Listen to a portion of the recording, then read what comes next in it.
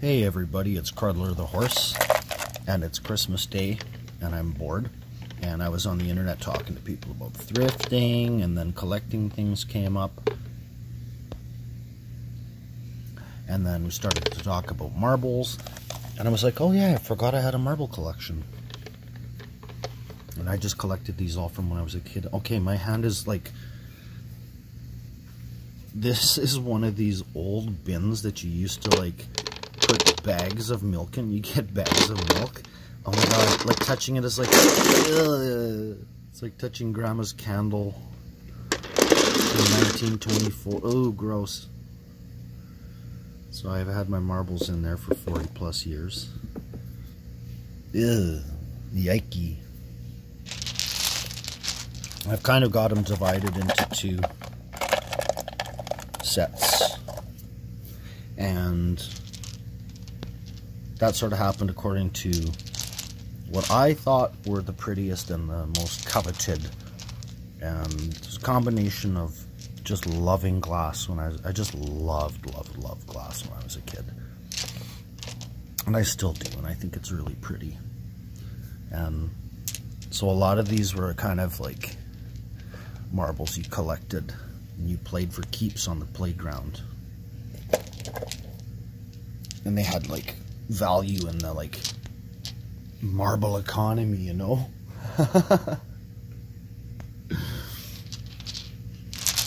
There was a whole marble economy. Okay, so I'm gonna bring these ones out, and this was when I was like in grade 2, 3, 4, even grade 1, so like I'm talking 79, and even like, yeah, it started to play about 79, 80 is when I started to play marbles, and it was a big thing on the playground. And the way we played marbles was we would stomp with our heels a hole, like a divot in the mud, and that was called the pot.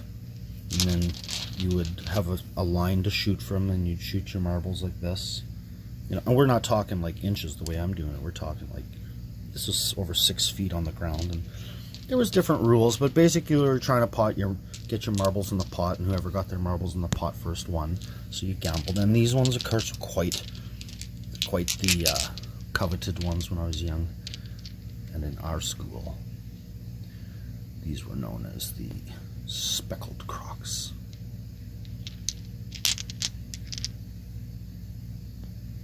And these kind of hit the scene, I think, right around the 80s.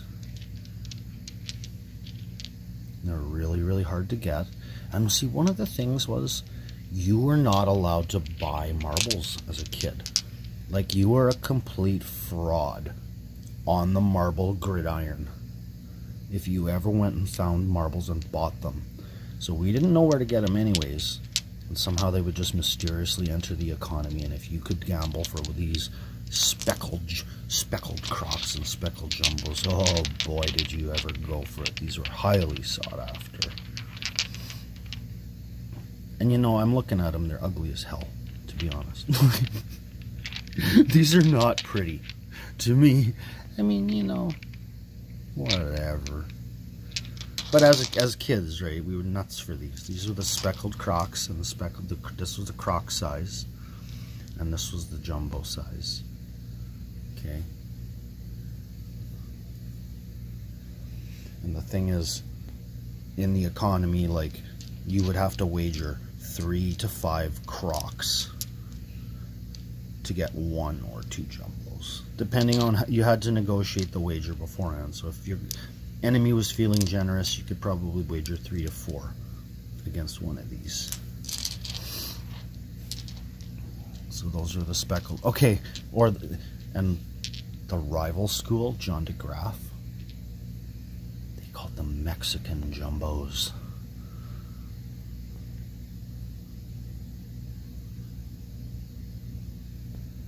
I mean, we lived around snowbanks, so I guess to us this was big and exciting to be called. Like, that was a big whoopee. Mexican was quite different to us. And anyways, the rival school. Oh yeah, I'll tell you about that, my friend Scott. Okay, what else we got here? Looking at these babies. See, now when I was a kid, these would be considered highly, highly rare. And yet, because they weren't cool, like they were a little older in design, they weren't as sought after. Kids would much rather play for these goofy speckled dealies than these other ones, which we called spaghettis. And I always thought that these were much more valuable and nicer. Now you can see mine are beaten up, but you know what, they were used. And I look, some of them seem a little rarer to me, like something about the way this yellow one is, I don't know, tells me it's a little older. And maybe this one as well. But it doesn't matter. These were the spaghettis. Let's see the spaghettis.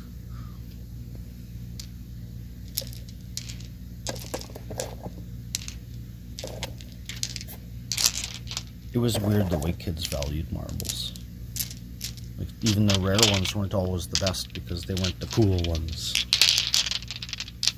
You didn't want to be square, man. But I didn't care. It was like, oh, well, I will play for these. Give them to me. And each one was special because, don't forget, getting a blueberry spaghetti, that was extremely difficult. These were so rare, the color blue. So that would have been a hyper special one. And just does this even make sense? But the fact that this had a dark spaghetti, and the marble itself was kind of greenish dark, that itself was hyper rare. So that would have been super valuable as well. This one, whoopsie-daisy. These gray ones, see, very common. So rare but common. Kids didn't think those were particularly hot, and neither did I. But I just liked, anytime I had a chance to get these. So I like these white and gray ones. We just thought, ho hum. Then of course now we're getting into the more rare ones. Ooh, a couple more of these darkies with dark inside. So obviously those ones aren't that rare. But these are the ones we thought were special too. So the blue one was the hyper special, and then of course red, yellow, and black were next to impossible to get. Set those aside. Now, these ones were considered in the economy not that hot. I mean, hot. These were. I didn't want to collect any marbles that were just ultra common. I always went for these rare ones that were rare to us. But even those are like. Quite see if I have that many, they can't be there. I'm just talking from the mind of a child, right? I don't actually know anything about marbles, and I don't care. I just like how pretty they are. So then we got other. Let's divide some of these up here. We've got these ones and these ones and these ones and all those and that, and that was pretty easy. What's going on here?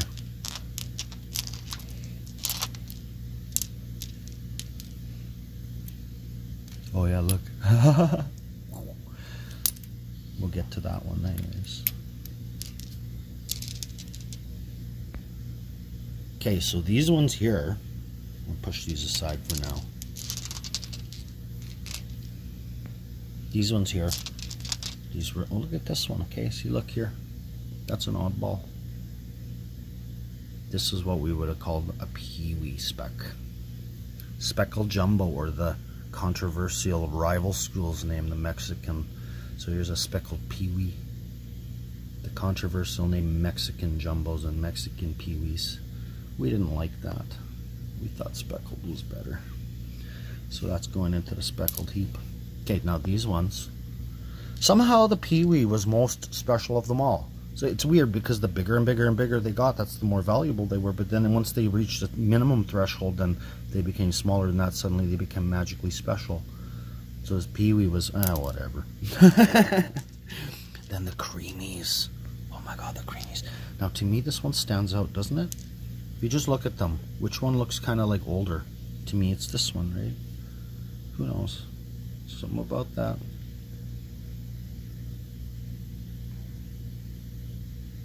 But so now these ones were for the badass kids in the marble play field. If you saw a kid with these in his marble bag, oh boy, you knew that person was a stone cold killer. If you had a creamy croc, oh, these were legendary. These were things that were talked about around the Street Fighter cabinet or the Galaga cabinet at the pierogi making house. I think they had Galaga, actually. You would talk about hearing about these legendary creamies. I heard a guy's got 2 creamies, bro.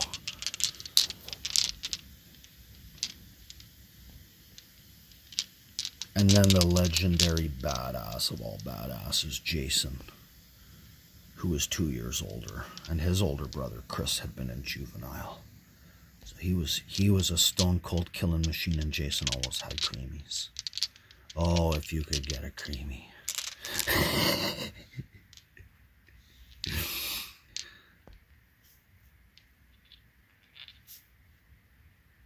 And so to get a creamy jumbo was the ultimate.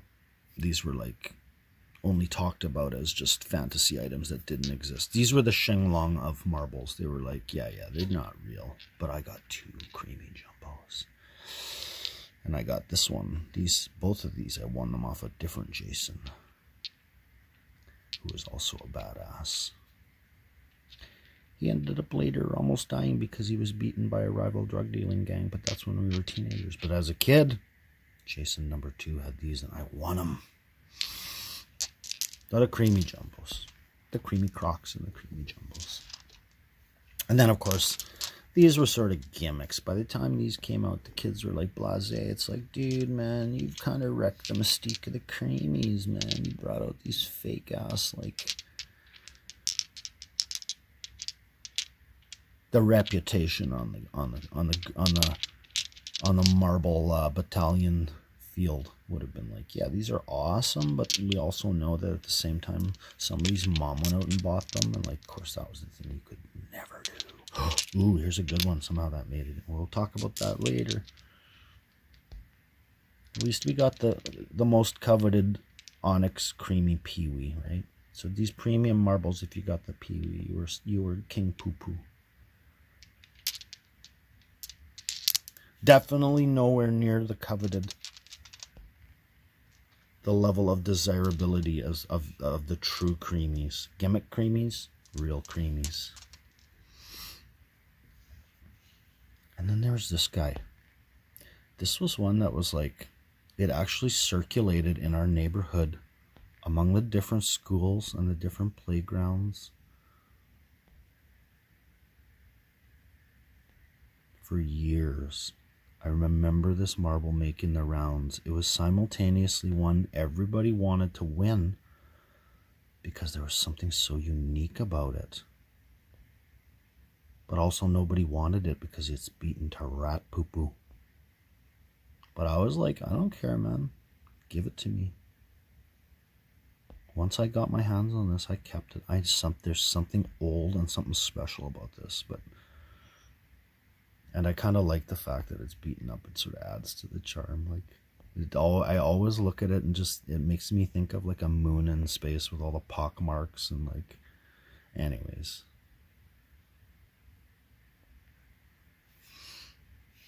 Then we have these babies. Of course, you're looking at this one right off the bat. This is a fraud. It's a magnet ball I got somewhere, but I kept it. Anyways, you can't. That's a fraud, man. You can't bring that out in the playground. You're gonna just be laughed at. It's sort of super valuable. You know, as an adult, you look at this, you're like, whoopie doo. A ball bearing? Well, this is like a jumbo size. So highly, highly coveted by the kids. We didn't play a lot of carom marbles where you had to like strike one marble with another, you know. But there was times when you wanted to have a marble like this that had heft. And boy, oh boy, if you ever had a ball bearing. Like, they were considered mostly cheap ass. Nobody wanted them. They're like, yeah, garbagey ball bearings. Your dad works at the CN Rail. You can get them. But then, of course, you couldn't get these big boys. So they went from, like, failure marbles to, like, the most coveted awesome marbles, depending on size. The little tiny ones, nobody cared about. You were a fake. But if you got this big boy, yeah, you were legit. I don't know where I got this. I can't remember.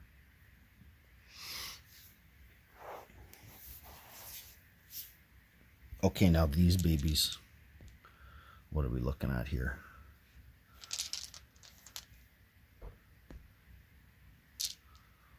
This one I remember somehow got onto the play squadron, the play field, the play gridiron, whatever you call it. And nobody wanted it because it's such a goofy oddball Zeller's like Kmart marble or something. But I was like, you know what? It's rare enough. I'll take it. Am I right? Am I wrong? Who knows? Then these mirror balls. Kids are kind of blasé about them. Because you sort of... Pardon me. One of the things about kids was if it was ever perceived that Grandma bought you these marbles at Zeller's or whatever, Kmart, I can't remember, then you were just like cheapened. But I wanted them anyways. These ones weren't the cheapo. Okay, this one has that sheen, so that's like a Zeller's marble. Oh my god, what a fraud you are. But these were the ones the kids really wanted. And I think they're wonderful. I love these so much. These, of course, are my favorites, which is why I kind of saved them for last. And we had names for each of these. This was like a blueberry jumbo. Try to get the camera. I don't know. You know, it's just beautiful, right? I don't know. It's just simple. It's simple, but and of course, root beer. We'll call this the root beer or apricot jumbo. Oops, daisy. Root beer.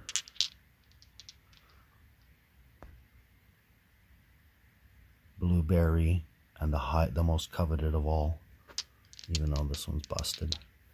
This one I had to fight for like 2 years to get someone to finally play me for this before I captured it. Same thing with these blueberries, and the mint ones, and the root beer.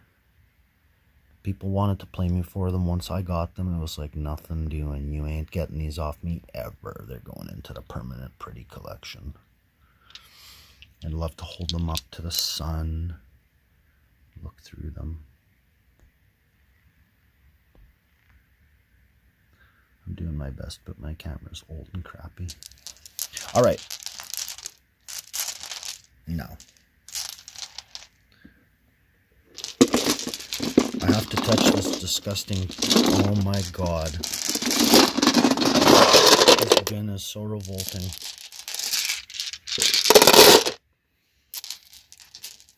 Oh well, back in you go, boys. Okay, now,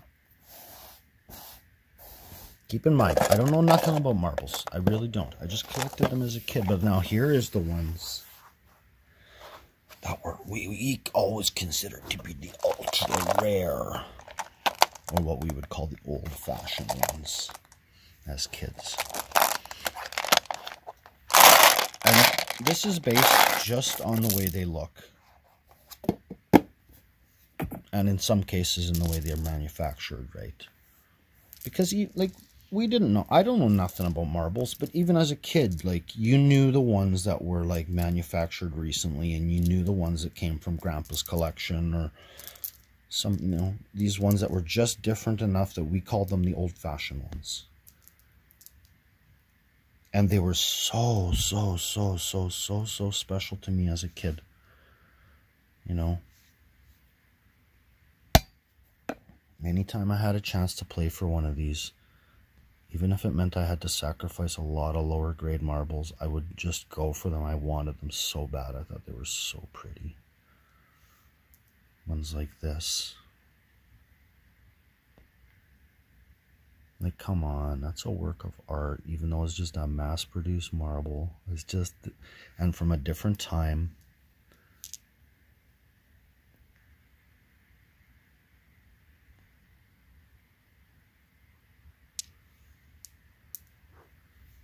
And there's certain ones I think are just amazing.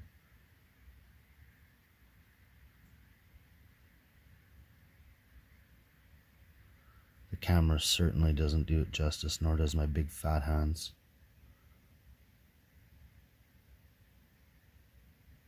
Like, to me, these are just special and gorgeous.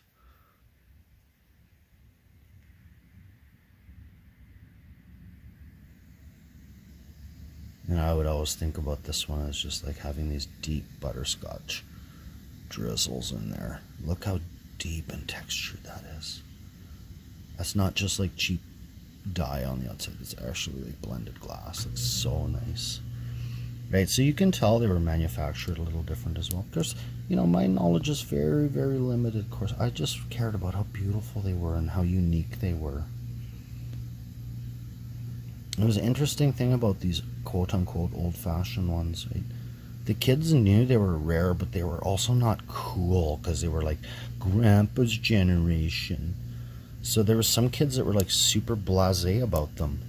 So the only way you could get them was to find a kid who had them who didn't think they were awesome.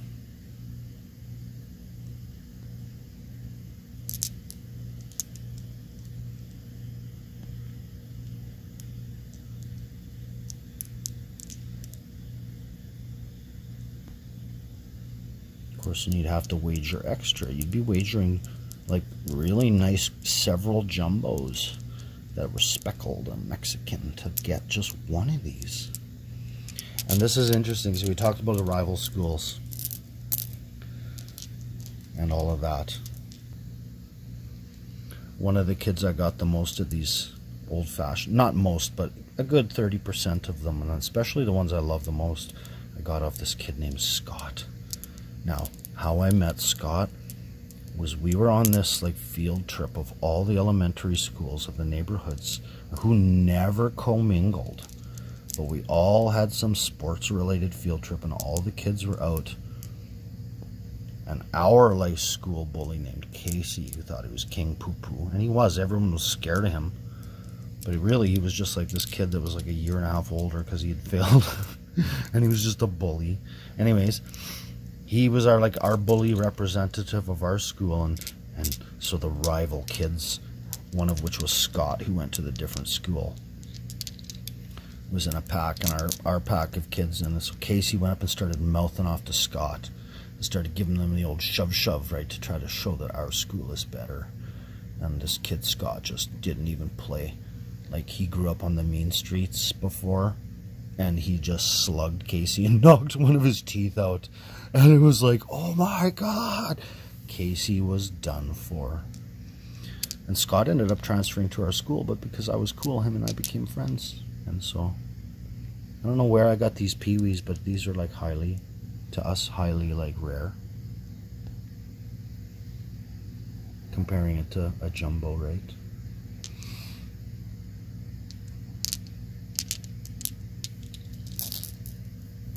And I'm kind of intentionally leaving some of these for last. I don't know about any of these really, but... So I won a lot of these off Scott, and that led to a great deal of like brawls. He never punched me, even though he was the king of punching, because I never punched him, but we got into a lot of wrestling brawls over these marbles, and I'd go running home crying to Mom, and my mom would be like, okay, idiot. You know, you're starting fights over marbles? Okay, you deserved it. Here's a few that I think are quite special. I'll just put these aside because, I don't know, like, very nice old style.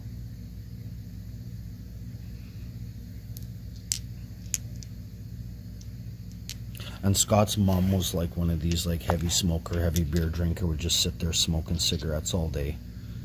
And just kind of looked like a tan leather handbag. That's the only thing I remember about her, as nice as she was. And then Scott had to go away because his dad was going to jail.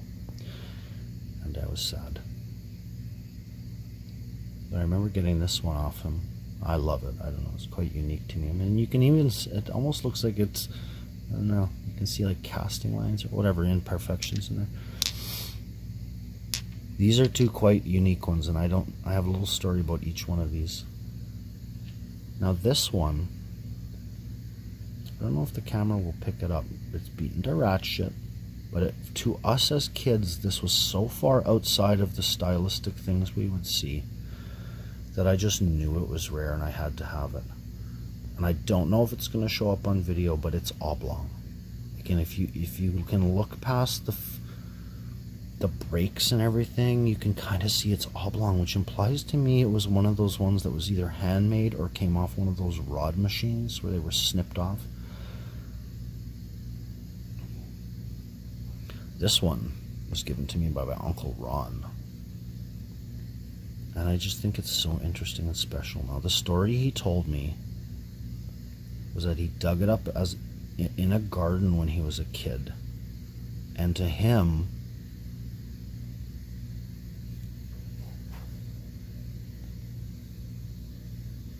at the time he even dug it up as a child, this was considered to him a rare one. So, but who knows, right? Like, who knows? Uncle Ron was a bit of a special guy. But just the story, I do believe that he dug it up out of a garden, but he tells me that even to him in the 50s and 40s when he found it, it would have been considered old-fashioned. So maybe this one predates that 20s, 30s. Who knows? It's all guessing, and I don't know.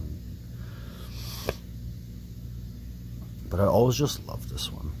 And none of the kids in my neighborhood wanted it. They would never ask me, like, anytime you had a coveted marble, kids would be, like, constantly badgering me to play, and nobody wanted this one. And I wouldn't play them for it anyways, because it was just so unique and rare. Anyways, that's those. These old-fashioned ones were weird. Like, they were rare. Some kids really valued them, some didn't, because they weren't cool. Like, if they weren't Pokemon cool, the kids didn't want them. I don't know. But I always wanted them. And this is the one my mom bought for me. She came home one day and was like, I bought this for you at an antique store. And I think she, like, paid $1. So, but to me as a child, so you see, I always keep it in this cotton thing like it's a priceless jewel. But that's just because when I was a kid, to me, it was one of the most priceless things I'd ever owned. To me, it was the most absolutely gorgeous, precious thing I'd ever owned. Now, it's just a glitter marble. We're not talking... But it's really amazing, and to see it shining in the light is very special.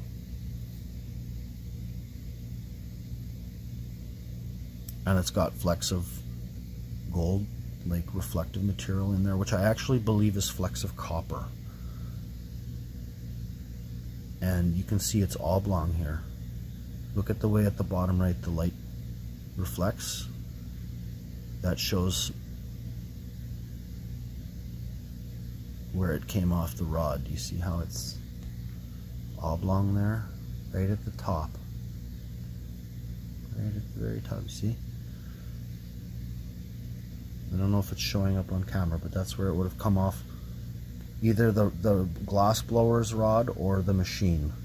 There it is. You can see it's sort of faceted there. This would have come off a glass blower's rod or the mechanical machine that had rods. And that would have been snipped off and then rounded out.